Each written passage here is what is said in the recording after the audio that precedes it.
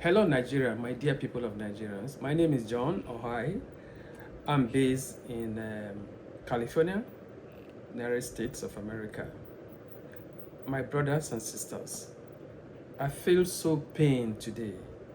Few minutes ago, when I came back from work, I put on my television and I heard a special advisor on economic affairs for Nigerian president making a comment on TV that 10,000 naira can feed a modest family, a modest Nigerian family for 1 week. Does it mean we don't have anybody in Nigeria again? What is going on in this country? How could an economics with a PhD, an advisor to president, talk publicly that 10,000 naira can feed a modest family? You know what's called a modest family? Average family, not even a lower level family. A modest family for 1 week and nothing happened. So that is the way you've been deceiving Nigerians. It pains me so much, not necessarily because of what he said, but we're looking at the profile of the person that said that. Most times they blame us. Why did you leave? Okay, come back to Nigeria. Fix Nigeria. Now, before, ordinarily, I don't like talking about myself, but I don't want a situation where he will say, oh, who are you? You are talking to economics with a PhD. I didn't go to US for asylum or for any kind of job, no. So, Mr. Advisor, Tope Fasua, I just went and profiled, tried to know more about you online. And I discovered that you had a PhD and that you're an economist. It's a shame. Let me tell you a little bit about me so you don't take who is this trash that is talking nonsense. And I will tell you why I left the country. I graduated from University of Port Harcourt. I'm also an economist. And if you want to know my set, I came into University of Port Harcourt the year Alex Oti was graduating from University of Port Harcourt. He was the one that made the first class in economics. We used to call him small but mighty. At a convocation arena, that was the first time I experienced how bright Alex Oti was. After University of Port Harcourt, go to Nnamdi Azikiwe University as a record, the best graduating student of Masters in Accounting in 1998-99. That's me, John Ohai. I also served my country. I didn't just run away because of running away. At Center for Management Development, go for my record, I was a senior management development consultant. When telecom business opened in Nigeria, they poached me from CMD to work for one of the what you may call the highest profile multinational telecom in Africa and the Middle East. So I don't want to mention name. And I was their capacity advisor for over 10 years, building capacity that you people are enjoying today in telecom. And when I went into business in Nigeria, people like you gave government bad advice, and they ran the productivity sector. My only business that survived was service sector, which is a consulting. And I'm as educated as you. And outside, I also have, let me tell, I also have an MBA in management consulting, University of Wales. Go and check records. 2012, 2013. And also have a master's degree in public health and health promotion at Robert Gordon University, Scotland, United Kingdom. And when the United Kingdom discovered my talent, the Social Services Council of Scotland invited me to join their council as a committee panel member which I did for over 3 years. Because Nigeria did not actually want to see people like us. And it didn't stop there. In the United States of America, where I stay today, I didn't just go to America. So, Tope, I just want to tell you who I am.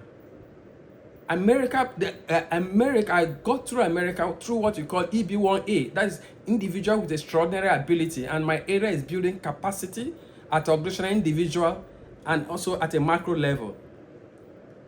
That was how America moved me from the United Kingdom for me to come down to California. People like you are the ones that make me left Nigeria.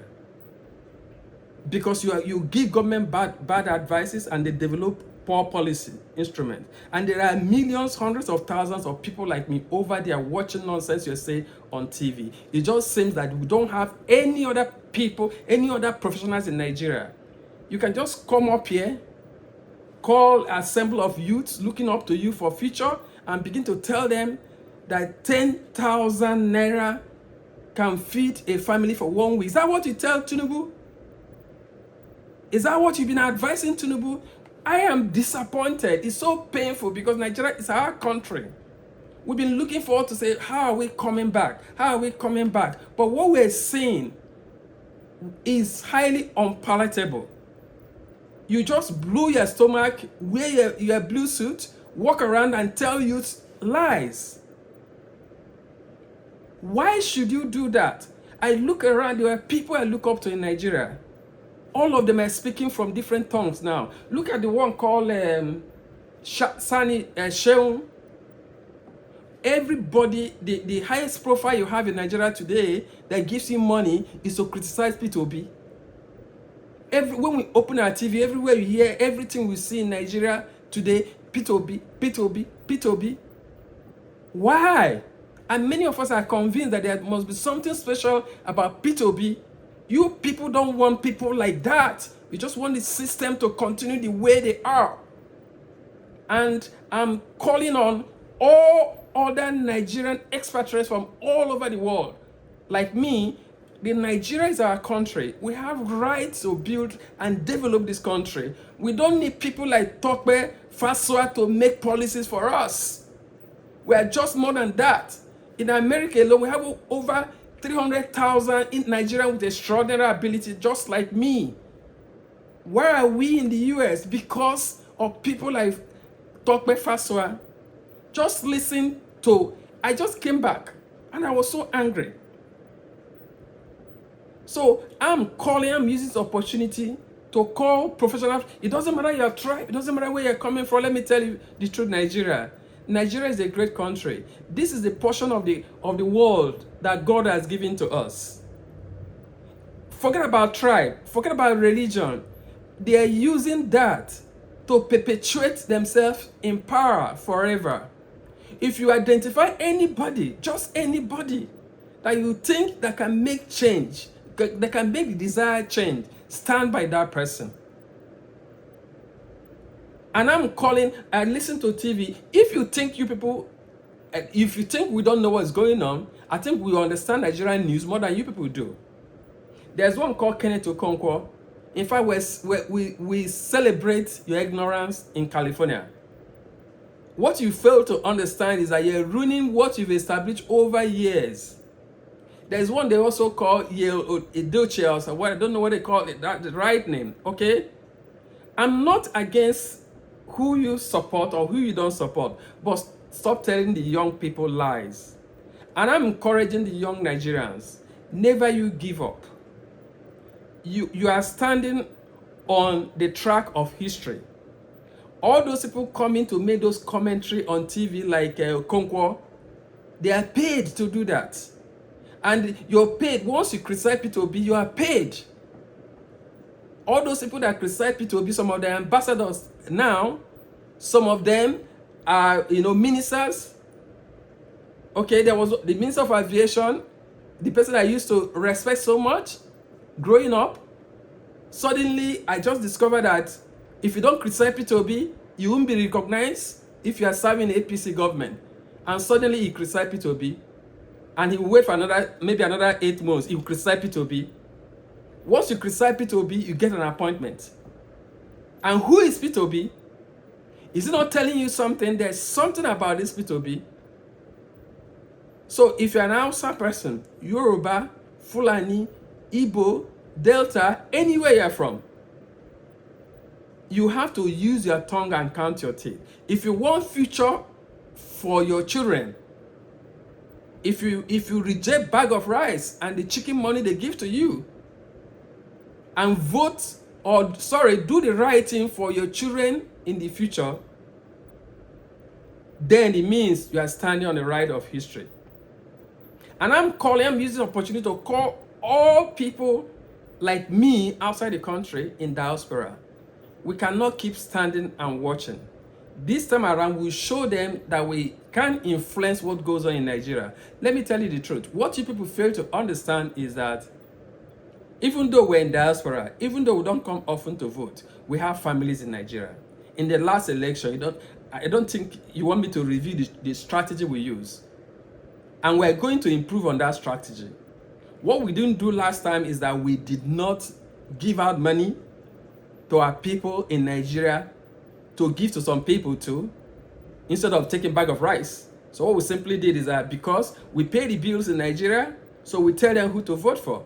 And I'm telling you, all people in diaspora, call your family that, so look, if you don't vote for this man, I'm not continuing building this house. I'm not bringing this money. You are voting for the wrong person. That's what we did last time, and we'll repeat it again. But this time around, I'm calling on all diaspora. Don't stop there, because Nigeria politics has been monetized. Let me tell you the basic truth. If they want us to get involved, we get involved. What does it take for us to also get involved in monetizing the process? Someone like P2B is not ready to give anybody any money. So we're going to actually hold conference, discuss this in detail, but one of my suggestions is that it's very simple. What does it take me to send 500K at home and give to my parents, to give to neighbors at home? If I intend to go out now to go and work and come back in the morning, or if I go in the morning and come back in the day, that same day I can get 500K and send it to and say, this money is for you to give people who they give bag of rice. Share it. Buy bag of rice. Give them bag of rice and let them vote for the right person. If bag of rice determines the vote. We in diaspora, we need to take initiative. We can't fold our hands. And we're saying that 2027 will be a special year. You're going to see something different in 2027. Break the bank in Nigeria. Line them up and giving them 10,000. We will send money at home. They will get 50,000. They will get 100,000. If that's what you want. In fact, I'm so. Let me tell you the truth. I'm not interested in your motive for saying what you're saying, but I'm interested in the future of Nigeria. So if you passionately love Nigerians, do the right thing. And history will prevail. And as we all know, from the cradle, that you can actually be rich, wealthy, and famous without cheating, without stealing. Thank you very much, and God bless you, Nigeria.